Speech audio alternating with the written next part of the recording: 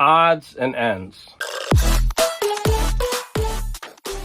Hi, welcome to Garage Geek. So this is an odds and ends video I just got. Number one, Robert Z. I don't know who won. I'm going to go to Amoeba. I'm most likely going to Amoeba today because my friend is in from out of town. We sometimes meet halfway in Hollywood. He likes a Japanese restaurant there.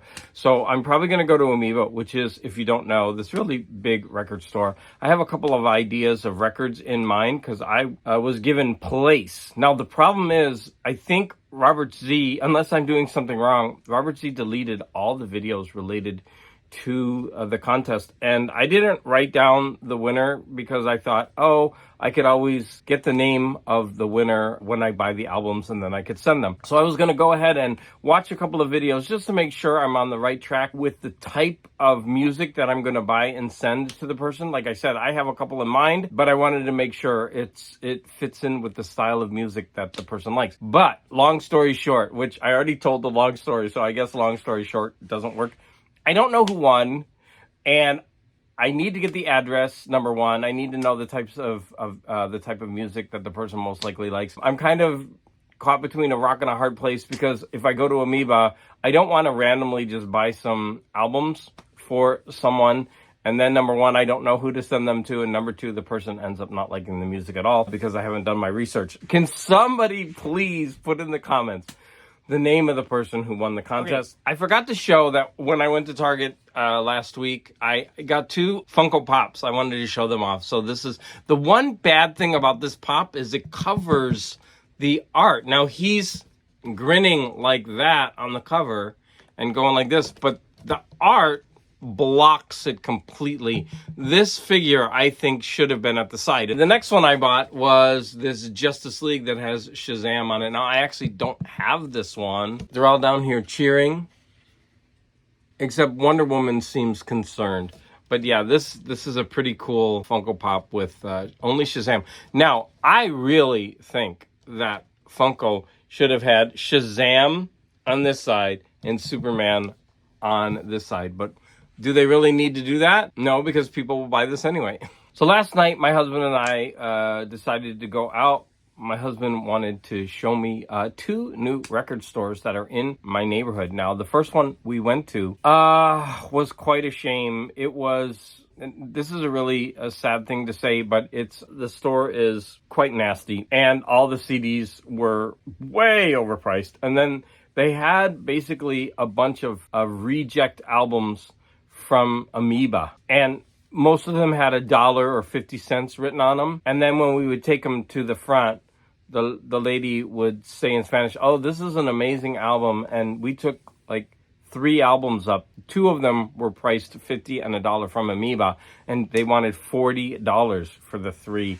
And we were just like, "Oh, sorry." And then they had a whole bunch of DVDs, and they were all from a Korean store. So they were all DVDs that were English movies, right? But they all had Korean subtitles on the front and on the sides. And of course they wanted top dollar for all of these. We quickly left there and we won't be going. And by the way, everything was just thrown all around, things in boxes. It was a pretty depressing store. But the next store we went to was exactly the opposite. So this one is called Estuario. And look, it even came with this little sticker. Now, what I'm going to say is that almost everything in that store was, for me, something I didn't know. Very eclectic music.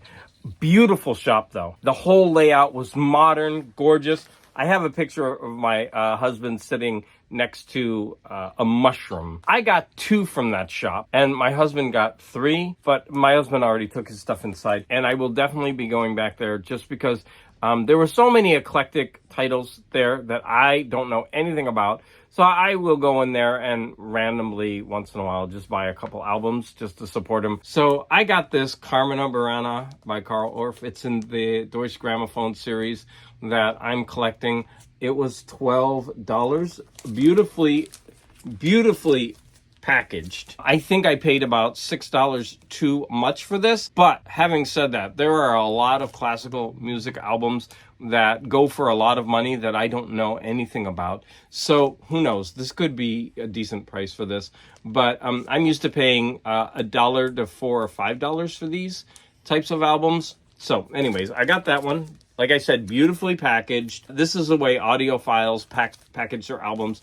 The whole shop was just so cool that way. And then I did buy this Earth album for $25. Now this is a brand new album, and what I find really interesting is it is a gatefold. I haven't opened it up yet, but it's got an OB along the top, and the top exactly mirrors the artwork, right? So the OB ends here, and you can see it matches. This is a beautiful product. I have seen a couple other YouTubers show this album. And I'm curious because for my end of the year roundup where I was eliminating, I forget his name, but he's got cheap in the title. Audiophile on the cheap or something like that. In fact, I couldn't even find his face, and I think Gus69, he told me who it was, right? And so he recommended that people listen to an Earth album, and I loved it. And so when I saw another Earth album, I decided to get this. And then we drove over to like right around our corner, like our house is here. We were over here. There's a bunch of shops, but we decided to go have drinks over here on York. And there is a record store there. You're going to have to probably suffer through some of my drink pictures. I bought 5 albums there. So the first one I got was this Jazz Omnibus cover. I just love this New Yorker. I think it's a New Yorker cartoon, but what a cool album, and I paid $6 for that. And again, I think that's a little too much. We had already been drinking, so I was feeling free with the money. This one I definitely paid too much for, and that was Duke Ellington and his orchestra. That was $10. But it's got some cool songs on it. So it's got Ellington, Strayhorn, and Tchaikovsky. So it's a reworking, I guess, of the Nutcracker Suite. That sounds really cool. I saw this Wanda Jackson album, and even though it was $7, I couldn't pass it up. I mean, her hair, like, why did they let her hair curl up like this? Album is just so awesome, and I couldn't resist taking a picture offering her a drink. The other 2 I bought were dollar albums. The first one was this Jody Miller, and this is going to make This Is Music laugh. Yeah, I have to get rid of this trashy thing, and I got to get rid of the dollar. Now, it did have a hole poked through here. It seems like I can kind of fix it because it wasn't punctured all the way through. Now, that is unfortunate, but if you cover that up, what a gorgeous album cover that is. For $1, I said, nope. You got to come home with me. And then I found a Windham Hill album for $1. This has some ring wear up here, but I think I can clean that up.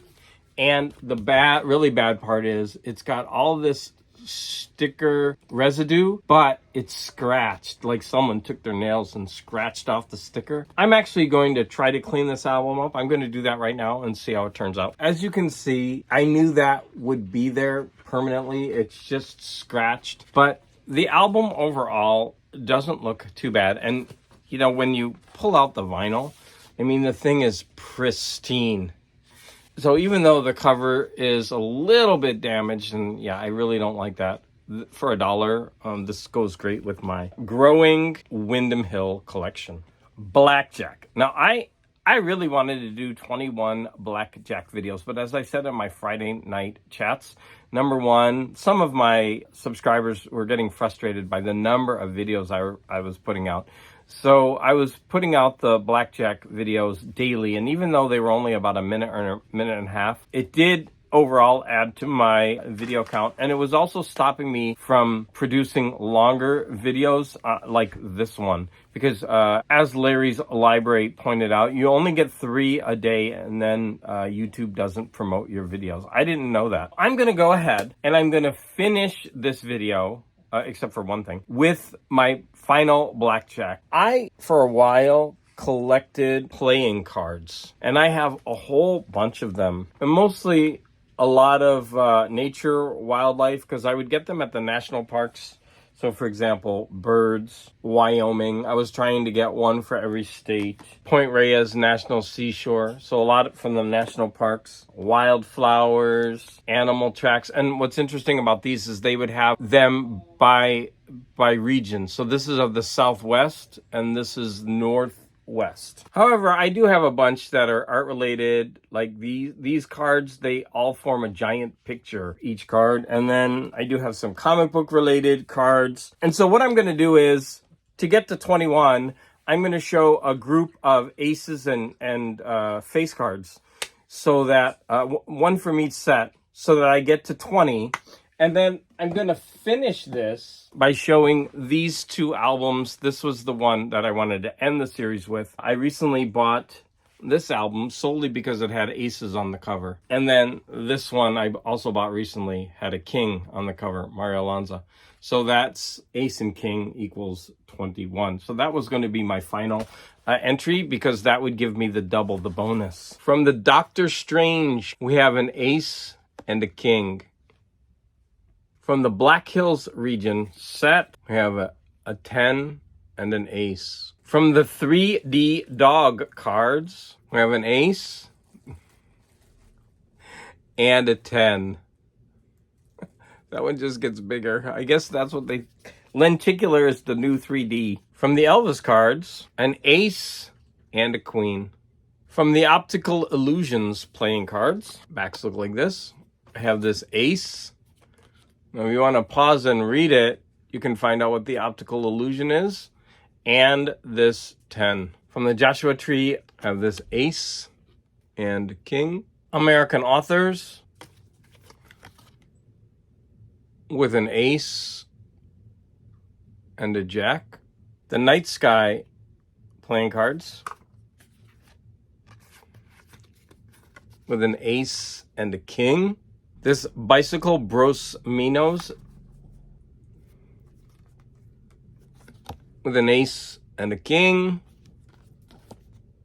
This Explore Oregon or Oregon